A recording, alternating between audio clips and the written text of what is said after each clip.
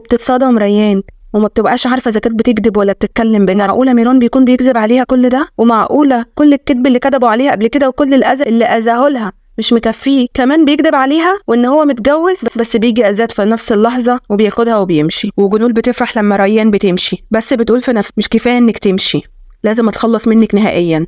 وبتطلع السكينه من شنطتها وبتضرب نفسها بالسكينه وبتقع على الارض. وبيجي ميران وبيشوف جنول وهي واقعه على الارض، بيقول لها ايه اللي حصل ده يا جنول؟ وفين ريان؟ ومين اللي عمل فيكي كده؟ وجنول بتقول له حاولت احوشها، توقعت ان انت موجود هنا وقلت اجي اشوفك واطمن عليك، وشفت ازاد مع ريان واخدها وماشي، حاولت احوشهم بس ما عرفتش، راحت ريان ضربتني بالسكينه ووقعت وازاد خدها ومشي. وميران بيتجن جنونه وبيقول اكيد ازاد الكلب الحيوان خطفها، هي مش ممكن تروح بمزاجها. وفي نفس الوقت استحاله ريان تاذيك، ريان ما تاذيش حد، مش معقول تكون هي اللي عملت فيكي كده، اكيد انت فاهمه غلط. وبيشيل جنونه وبيوديها على المستشفى. وريان وهي مع ازاد في العربيه ومتجن جنونها ومستغربه ازاي ميران يعمل فيها كده، وبتتنرفز على ازاد وبتقول له وديني عندي ميران دلوقتي، وديني عنده، لازم افهم منه الحقيقه، لازم هو اللي يحكي لي، وقف العربيه. بس ازاد بيقول لها مش هينفع، افهمي بقى وفوقي، هي دي الحقيقه. ريان بتكون مصممه على رايها وبتحاول توقف العربيه غصب عن ازاد، بس ازاد ما بيرضاش فبيعملوا حادثه وبيتنقل على المستشفى اللي فيها ميران بس ما بيشوفهاش. وميران بيتصل بازاد علشان خاطر ياخد ريان وبيحاول يتصل بيه بس ازاد ما بيرضاش يرد عليه. وبينهار ميران وازاي ازاد اخد ريان منه، وازاي ان هو هيسيبه كده وبيتعذب وقلبه بيوجعه، وازاي ان هو قدر ياخدها مني وان انا مش هقدر اعيش من غيرها. واكيد ازاد غصبها ان هي تروح معاه، لان هي لو كانت عايزه تمشي كانت مشيت من زمان، ليه مشيت دلوقتي؟ واكيد هي خايفه ومرعوبه، هي عمرها ما هتقدر تسيبني. وانا عايز اعرف يا فرات هم عرفوا مكاننا منين؟ مفيش غيري انا وانت بس اللي نعرف ان انا رايح هناك. وبيفتكر فرات الرساله اللي بعتها ميران وهو قاعد مع دارين، وبيتاكد ان هي اللي ورا كل النصايب اللي بتحصل، وان هي استغلته عشان تعرف كل المعلومات اللي هي عايزه تعرفها. وبتجيلهم سلطانه وهي زعلانه ومقهوره على بنتها بعد ما عرفت اللي حصل لها، وبتقول له انت وعزيزه مش هترتاحوا غير لما بنتي تموت، ولا اقول لك موتوها ونخلص بقى،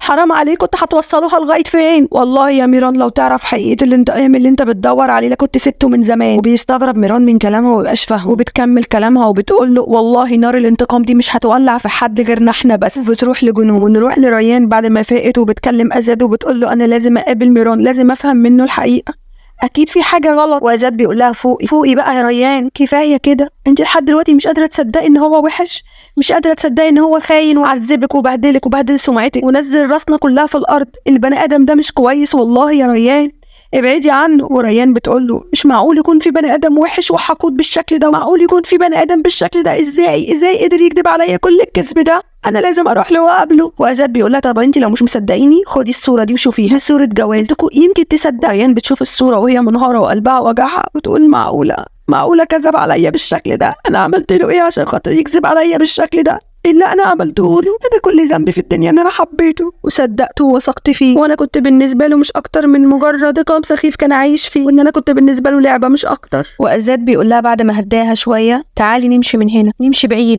تنسي احزانك ونبقوا مع بعض، ننسى كل القرف اللي احنا مرينا بيه ونبعد عن هنا خالص. وريان بتقول له لا يا ازاد، انا مش هبعد عن هنا، انا لما بعدت عن القصر وكنت فاكره اني هعرف اعيش طلعت بموت، طلعت الجنه اللي بره نار القصر ارحم منها بكتير. ارجع لماما وبابا كانوا بيحضنوني، كنت اما بزعل امي كانت بتحضني وبابا كان بيطبطب عليا، انا بره مش لاقي حد يعمل معايا كده، انا تعبت قوي، انا لازم اروح لهم هم واعيش معاهم هم، انا مش عايزه اطلع بره القصر تاني. وازاد بيقول لها خلاص اول ما تفوقي وتعرفي تقفي على رجليكي نمشي ونروح على القصر على طول، وقرارك هو اللي هيمشي. ونروح لعزيزه بعد ما جمعت الرجاله وهاجمت قصر نصوح وهي بتزعق وبتقول يا نصوح فين اليف؟ انا عايزه اليف دلوقتي حالا، انتوا اللي خطفتوها، ما فيش غيركم ليه مصلحه ان هو يخطفها. ونصوح بيقول لها نخطف مين ومين اليف دي؟ احنا مش بتوع الحركات دي انت اللي بتعمليها، الخطف والقتل والكلام ده كله انت اللي ليكي فيه، احنا مالناش في الكلام ده. ومين اليف دي اللي انت بتسالي عليها وجايه محموقه قوي عليها كده بالشكل ده؟ وعزيزه بتخاف تقول مين اليف، على الاخص لما عينيها بتيجي في عين حنيفه وبتقول لها ان هي مش موجوده هنا، وبيظهر ان حنيفه بتكون عارفه عزيزه وما بينهم حكايه بس بعدين هنعرفها من الاحداث. وعزيزه بتقول منين ما تكون اليف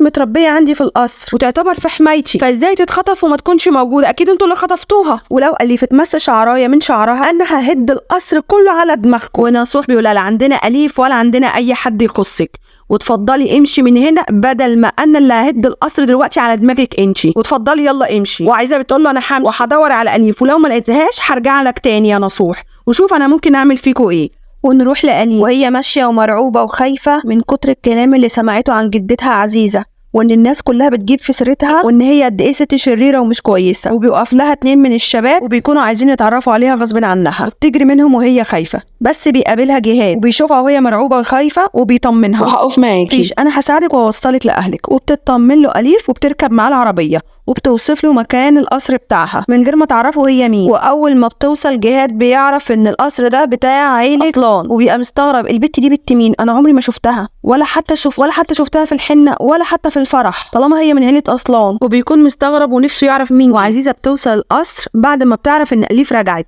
وبتطلع لها الاوضه بتاعتها وبتقول لها انت مشيتي، انا قعدت ادور عليكي كتير، انا كان ممكن اعمل مصيبه النهارده عشان خاطرك. واليف بتقول لها والله يا تيتا انا اتخنقت ومشيت. قالت لها بس الناس اللي بره وحشين وممكن ياذوكي. قالت لها لا والله في ناس كتير كويسه، وانا قابلت شخص وهو اللي وصلني لحد هنا، كان شخص كويس وما اذانيش في حاجه. راحت قالت لها طب خلاص قولي لي مين الشخص ده عشان نروح نشكره بنفسنا. قالت لها انا ما اعرفش هو مين ومن عيله مين، بس كل اللي اعرفه انه اسمه جهاد وعنده بنت قدي. قالت لها جهاد؟ ازاي جهاد وانت قلتي له انت مين ولا من عيله مين؟ قالت لها لا انا ما قلتلهوش حاجه، ما قلتلهوش انا من عيله مين، بس هو وصلني لغايه هنا. وعايزه بتقول لها يوصلك لحد هنا؟ خلاص اكيد عارف انت مين. وبتتجن عزيزه، بس كل الكلام ده بتكون سامعاه شهرزاد الخدامه. شهرزاد الخدامه دي بتكون شغاله مع همدان، وبتروح تبلغ همدان بكل المعلومات اللي عرفتها، وان اليف بتكون حفيده عزيزه، وهي مخبيه عن كل الناس ان هي حفيدتها، وقايله ان هي بنت اسماء. وهيدان بتفرح بالمعلومات ديت وبتقول لها شاطره برافو عليكي. وقالت لها طب وخلاص وهقول لك على معلومه كمان، عزيزه عندها غرفه محدش بيخشها غير اسماء بس، وممنوع اي حد تاني يخشها، ويظهر ان الغرفه دي فيها حاجات تخص عزيزه ومش عايزه اي حد يعرفها.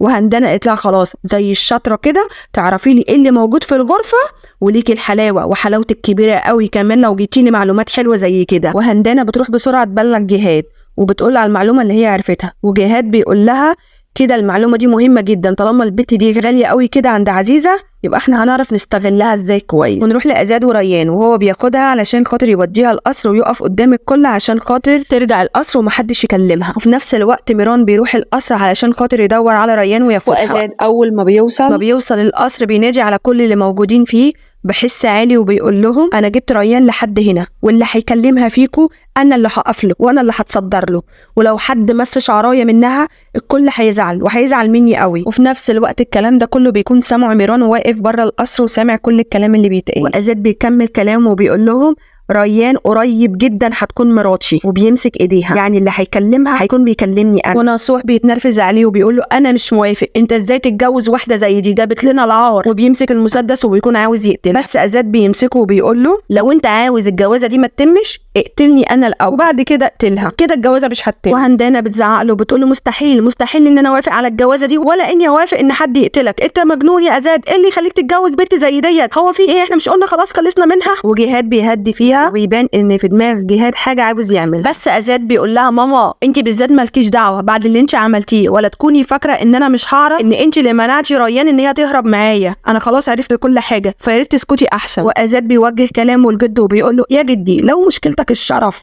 وسمعتها قصاد الناس انا خلاص هحل لك المشكله لما اتجوز ريان، ايه بقى مشكلتك بقى، ولا عندك مشكله تانية عايز تقولها؟ انا خلاص هتجوزها ومش عايز حاجه في الموضوع ده تاني، الموضوع خلص بالنسبه لي. وميران بيكون سامع الكلام ده كله وبيكون خلاص هيتجن وناوي يخش القصر وياخد ريان، بس فرات بيمنعه على اخر لحظه. وميران بيقول له بص شفت يا فرات، طلب ان هو يتجوزها ومسك ايديها الحيوان الكلب، مسك ايديها الواطي وطلب ان هو يتجوزها. اكيد غصبها على الجواز، اكيد هي مش هتوافق، هي بتحبني، انا عارف ان هي بتحبني، عينيها بتقول كده، استحاله ان هو هيتجوزها بالسهوله دي. وفرات بيقول له حتى لو احنا دخلنا انا وانت القصر دلوقتي مش هنطلع سلام، هيقتلونا وممكن يقتلوها هي كمان، يبقى انت بتضحي بنفسك وبتضحي بيها هي كمان، مش هينفع نخش، لازم نفكر الاول هنعمل ايه.